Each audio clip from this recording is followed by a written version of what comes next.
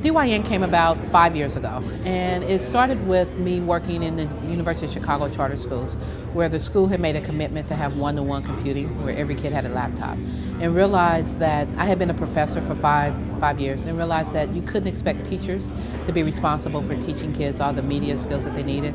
So we had to think outside the box and figure out what to do. And so we decided to create an after-school program called the Digital Youth Network, where all the kids from a school would come and learn how to use the media skills, and then the teachers can then make use of that in the classroom.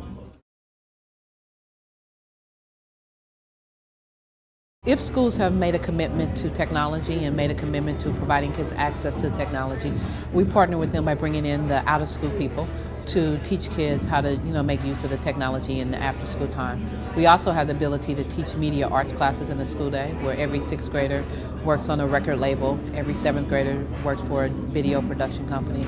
And in those classes, all kids are developing a base set of media literacy skills. And so then an in-school teacher can say, you know what, for 7th grade social studies, I want every kid to do a documentary film. And they can rest assured that the kids have the skill set to do it.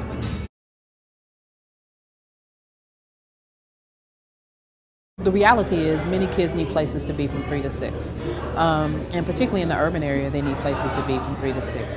And we thought that it was best to work with kids in an after-school setting because you didn't have to deal with all the state standards and the standards about what kids are learning.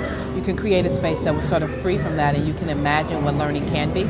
And it would be a place also that we knew that it's a place that you can imagine a different type of reality where kids can develop the skill set, but still by keeping it close to the school, it would also provide a space for the teachers to come in and to see what kids are doing. And it's like, if my kid can do this in the after school, why can't they do this in the in-school?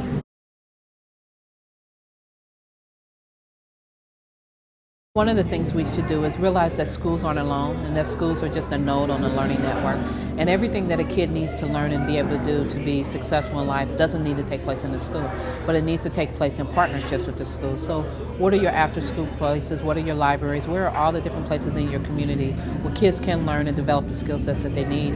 But how do we create linkages between the schools and those places such that if kids are doing things down here at U Media, why can't it count for what they're doing back at the school? So I think the first thing is not to place everything on the teachers and in the school and to work out those collaborations. But then the school has to take the leap of faith and trust that a kid making a movie, making a video, doing a graphic, that's an example of learning, and that should count in the same way, or not necessarily in the same way, but should count as evidence of their learning.